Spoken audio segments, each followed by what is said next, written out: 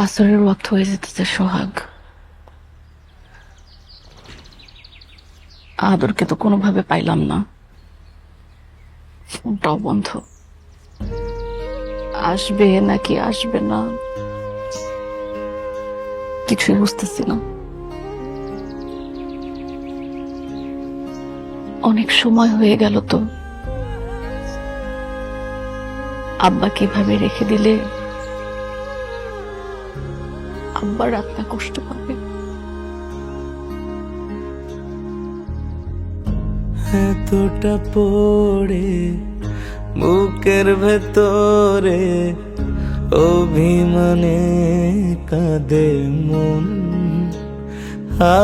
হঠাৎ করে বাঁধন ছিঁড়ে দূরে হারায় প্রিয়জন।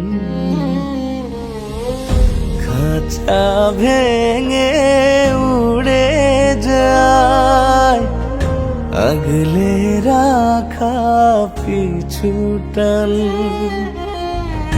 নিয়তির এই দোটানায় বাড়তে থাকে কিছু ব্যবধান। উড়ে গেলে ফানুষ বোঝে আপন মানুষ, ভুল বোঝাবুঝি কেন হয়। বাবা, প্রথমবার এটা তুমি দাও।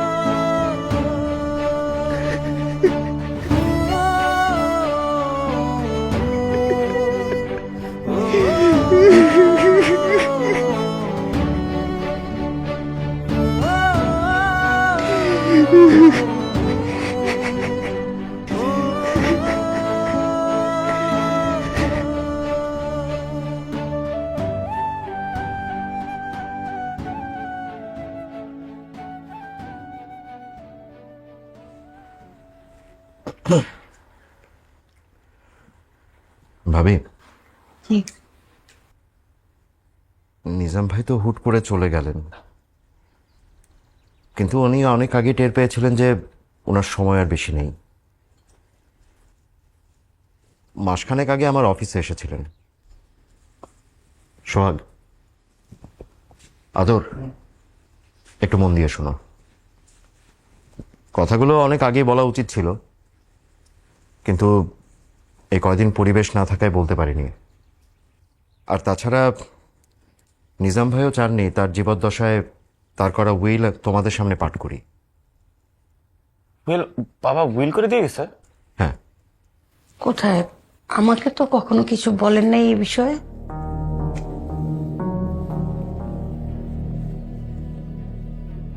ধরো। কি এটা? কিসের দলিল? নিজাম ভাই তার সমস্ত স্থাবর অস্থাবর সম্পত্তি আনিস শিকদার ওরফে সোহাগের নামে লিখে দিয়ে গেছে। এই আপনি কি উল্টাপাল্টা বলছেন আপনি এগুলা? আমি যা বলছি সেগুলো আমার কথা না, তোমার বাবার কথা। আরে আরে আপনি বললেই হয়ে গেল নাকি? হ্যাঁ, বাবা কি করে দিয়ে গেছে না গেছে এটা শুধু আপনি জানেন, আমরা কেউ কিছু জানি না। আদর তুই চুপ থাক, আমি দেখতেছি। এই তুই কি দেখবি রে? হ্যাঁ তুই কি দেখবি? তুই তো শুরু থেকেই দেখতেছস, এখন সাধু সাইজা কিছু না দেখার ভাব করতেছস না? আমি সত্যি কিছু জানি না। আব্বা সহায় সম্পত্তি না আমার সাথে কোনো কথা বলে নাই। তো আমি কোনোদিন সৎ ভাই হিসেবে ট্রিট করিনি, কোনোদিন তোর আমি সৎ ভাই হিসেবে ট্রিট করিনি। তোর থেকে এখন আমার তাকাইতে পর্যন্ত ঘৃণা লাগতেছে। আদর মুখ সামলাই কথা বল, বেশি বেশি হয়ে যেতেছে। ও তুই বেশি বেশি করতে পারবি, আমি বেশি বেশি বলতে পারবো না না? এই আপনি করছেন এগুলো, আপনি সোহাগের সাথে মিললে এগুলো বাবারে ফুসলাইছেন। আদর, আমার সাথে কথা বলার সময় ভদ্রভাবে কথা বলবে। আমি তোমার চাকর না। তোমার বাবা যা লিখতে বলছে আমি ঠিক সেটাই লিখছি, এবং সে সুস্থ মস্তিষ্কে সেই দলিলে সাইন করছে, এবং সেটাও নোটারি করা। আমি একজন লয়ার, আমি যা করছি আমি বুঝে করছি। নিজাম ভাই আমার বড় ভাইয়ের মতো ছিলেন, আমার কোনো দায় পড়ে নাই তোমাদের পারিবারিক বিষয় নাক গলানোর। আমি যেটা করছি সেটা তোমার বাবার প্রতি শ্রদ্ধা রেখে আমার দায়িত্ববোধ থেকে করছি। বড় ভাই গিরি ফলাইতে আসছে, লয়ার গিরি ফলাইতে আসছে। এই আপনি প্রমাণ দেন, আপনি এখনই প্রমাণ দিবেন। আপনি ভাইয়ার সাথে মিললা আমার বাবারে ফুসলা এসব করেন নাই, প্রমাণ দেন, এখনই প্রমাণ দেন। আদর, তুই কিন্তু বেশি বেশি করতেছিস। তোর ভাই এগুলোর ব্যাপারে কিচ্ছু জানা না। তুই চুপ থাক, আপনি চুপ থাকেন। আপনি এই বাড়ির কেউ না, এই বাড়িতে বাইরের লোক কথা বলবে না। ও বাইরের মানুষ না, ওই ভাষার মানুষ, ওই পরিবারের একজন অংশ। তারপর ও কোনো কথা বলবে না। যা বলার আমি বলতেছি। আমার সত্যি আব্বার সাথে সহায় সম্পত্তি নিয়ে কোনো কথা হয় না, আমি কিচ্ছু জানি না। আম্মা তোমার ছেলেরে তুমি বুঝাও। এই মা কি বুঝাবে তোরে? মা কি বুঝাবে তোরে?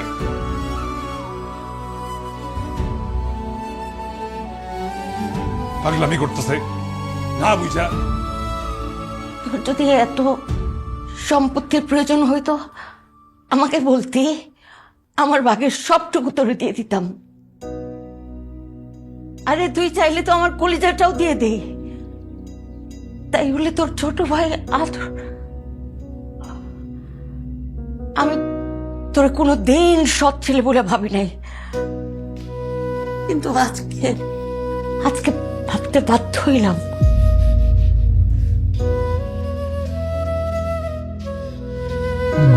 চুপ, আম্মা ডাকবি না, চুপ।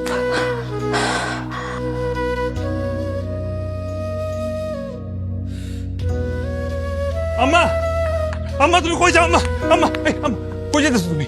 আম্মা, আরে আরে যেটা ভুল বুঝা বুঝি, তোরা ভুল বুঝতেছ না। পাগলামি করছিস মানে? তোর তো করেই ফেলছস। আমি কিছু করি নাই ভাই, কিছু আমি তো ভাই না, আমি করতে পারি। সব কান্নাকাটি আমার কাছে ভন্ডামি ছাড়া আর কিছুই লাগতো না। শর্ট করে নে ভাই। বাড়ি করতে তো আম্মা, আম্মা আমি কিছু করি নাই। আম্মা আম্মা, তুমি চল। কাবা কাবা বলবো আম্মা, না। চল। আমি এগুলো এই, এই, তো কে ভাই? এই, তুই আমার শোন। আম্মা, আম্মা, চলো। আম্মা, আম্মা, চলো। আম্মা তুমি যাও না। আম্মা আমি কোনো ভুল করে থাকলে আমার মারো। আম্মা তুমি চাও তো আমার ছেড়ে যাও না। আম্মা তোমাদের কারো কোনো কষ্ট হইতেছে না? কষ্ট হইতেছে আমার। এটা আমার স্বামীর বাড়ি, কিন্তু এখন আর আমার নাই, এখন তোমাদের। আমার স্বামীর বাড়িটা দেখে রাখো, যত্নে রাখো, সবকিছু গুছিয়ে রাখিস। আম্মা, আসো। আমার স্বামীর বাড়ি এটা। আম্মা, আসো তুমি, আসো। আসো।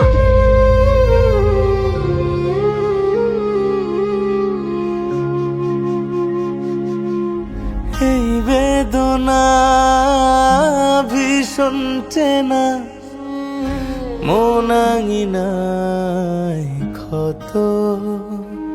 ও দিন কাটে না বিষাদ জ্বরে, বাড়ছে প্রতিনিয়ত। অধিকারের কাটা তারে বাধা পড়ে অভিমান, যায় না সেরে ব্যথা বাড়ে। এমনই তো প্রতিদান, উড়ে গেলে ফানুষ বোঝে আপন মানুষ। ভুল বোঝাবুঝি কেন হয়,